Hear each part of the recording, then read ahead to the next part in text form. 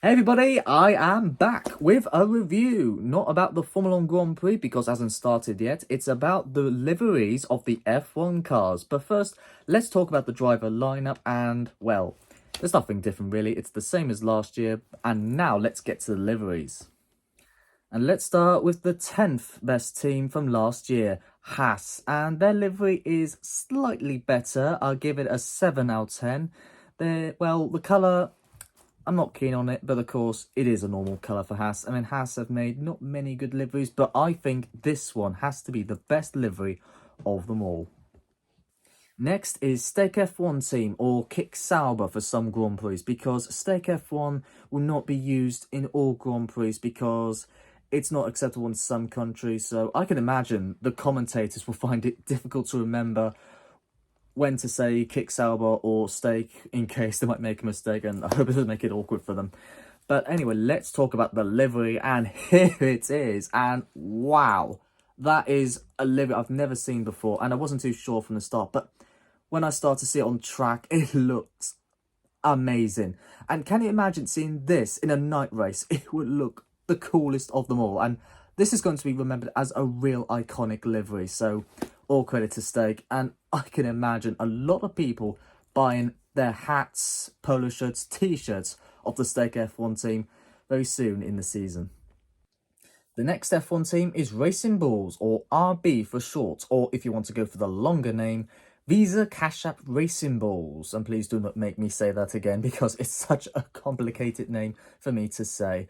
And the question is the livery much better than the team name? Well, yes it is. And whoa, this one is fantastic. And there's no signs of carbon fibre showing, unlike the other first cars that have been revealed. This one, I don't know how they managed to stop the car from showing any carbon fibre and how they still keep at the limit of weight they need to have on the car, because there's a maximum limit of weight and the paint is very heavy. I don't know how they pulled it off, but it is fantastic.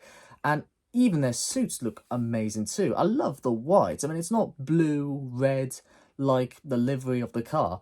I mean, it's a bit of a mismatch like a few other cars and liveries that I'm going to show you very soon, but they still look really good, and they're still stylish and fantastic looking, just like they were when they were AlphaTauri. And now let's talk about a team that we all love, Williams, a team that has struggled so much over the years. I mean, in 2017, they've done really good, but then they went so poor in 2018, and ever since, they have been really terrible. Well, except for Spa, because they got the podium with George Russell, and last year in 2023, they were 7th and they scored a very healthy amount of points. And now let's have a look at their livery. And I do prefer last year's because it was more bright, and the wheel covers, they look much cooler with the blue arrows when it spins around. But the white is not bad, but still, at least it's a good looking car. And what I find interesting is that they got rid of the iconic steering wheel, the one where it has the screen and the steering wheel separate, and now they go for the whole thing now and in a triangular shape, which is not bad. And I do like their uniforms, the whites. I mean, it's very different from the livery of the car, but still, at least they're good looking, and at least the car's not too bad. Next is Alpine, who are in a race of their own because they were sort of in the middle of the battle between the slow running teams and of course the top running teams, but they were able to score 2 podiums last year. And their livery, well, when you go close up to it, you could definitely see the carbon fibre. I mean, there's a lot of it showing, but if you take further back, well, here it is. It does look pretty cool. I mean, when you're from this distance, I mean, from close up, I mean, the carbon fibre is a bit of a problem. But when it's so far away, it doesn't look like carbon fibre. It's like part of the bodywork. And I like how they did the pattern of the blue and pink around the car, and I actually love it. And I know I wouldn't love it when I'm close up, but far away, it looks really good. Next is the Green Machine, Aston Martin. And of course, we love the green Aston Martin ever since they joined in 2021. And they've had an epic year by scoring 8 podiums by Fernando Alonso. What a drive from him. He hasn't been this successful, not since 2013. And it's good to have the old Alonso back. But anyway, let's have a look at the car. And looks similar, although that one of their old sponsorships from last year has gone. And I like how they got Aston Martin on the top bit of the car. It looks good and it looks similar. And I still like it. And of course, who does not love the green livery? I mean, there is a bit of carbon fibre showing on the side parts, but I still love it. And next is the team that had a very poor start from last year, but had a fantastically epic performance since Silverstone. And, well, what can I say? Lando Norris and Oscar Piastri, they have been the start team through halfway of the season. And Oscar Piastri, he scored more than 1 podium. He scored 2, and that is something a rookie has never done in Formula 1 since Lewis Hamilton in 2007. And at the time, he was also in a McLaren. And now, speaking of McLaren, here's the new livery. And what I love about it, it looks similar to the livery I liked at the Singapore and Japanese Grand Prix. And it looks great. And the one thing you could obviously tell is they took away the blue.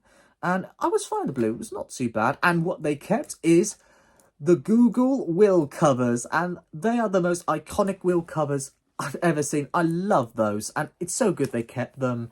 And that McLaren, well, there's nothing wrong with it at all. It is brilliant.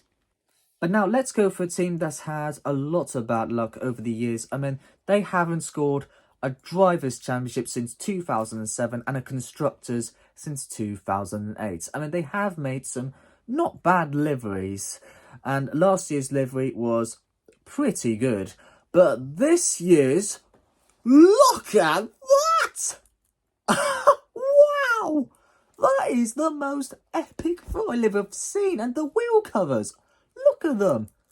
And I love how they added white and yellow and got rid of the black, because white and yellow really makes it stand out even better. Whoever designed this Ferrari, give this guy a raise, because that has to be the livery of the year. And I think we all have to accept that, even for me. And it's incredible it's for me as well, because I'm a Red Bull fan. And now it's Mercedes, and it's going to be Lewis Hamilton's last time with the team. I mean, he's been with the Mercedes power unit ever since the beginning of his career in 2007, and hopefully this will be a car for him to be remembered in. But the question is, what colour is it going to be? Is it going to be black or silver?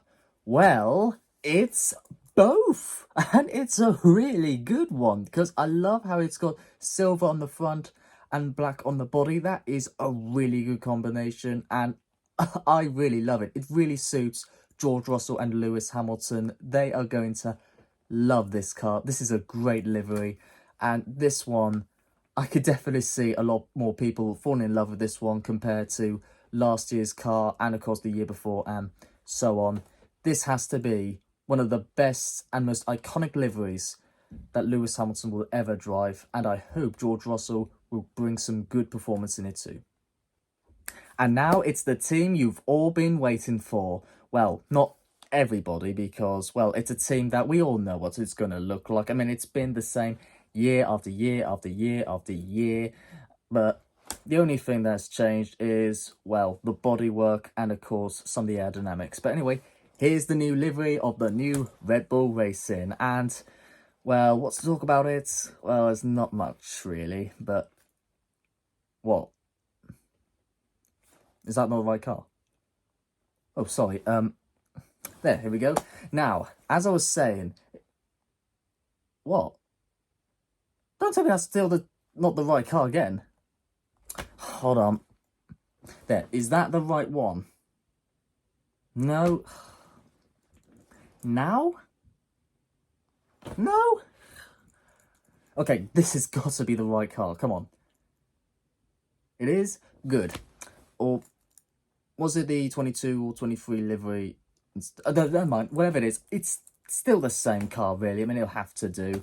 But yeah, it's all the same. It's got the nice Rebel logo on the top, and it's got the very nice navy blue. And the only thing I could definitely notice from the start that's very obvious is the bodywork that looks similar to the Mercedes from last year, because if you can see where the halo is, if you look behind it, it's like there's this bar that goes on right to the back of the car near the rear wing, and it looks different and not bad though. I mean, the Rebel logo on the top is a bit more hidden, but once again, still a perfect car. And that's it for my review of the liveries of the new F1 cars. But the question is, which one is going to be dominating this season? Is it going to be Red Bull again? Or is it going to be some other new team? Maybe Mercedes, maybe Ferrari, or maybe the mid team could actually dominate this year and prove they could be a true contender for the title. And the question is, who's going to be world champion this year? Is it going to be Max Verstappen, or is it going to be someone else? And who do you think is going to win the drivers and constructors? We'll find out soon, and I hope you enjoy the 2024 season. See you next time. And don't forget to subscribe to my YouTube channel for more videos, and check out my other accounts for other pictures, videos, and many more.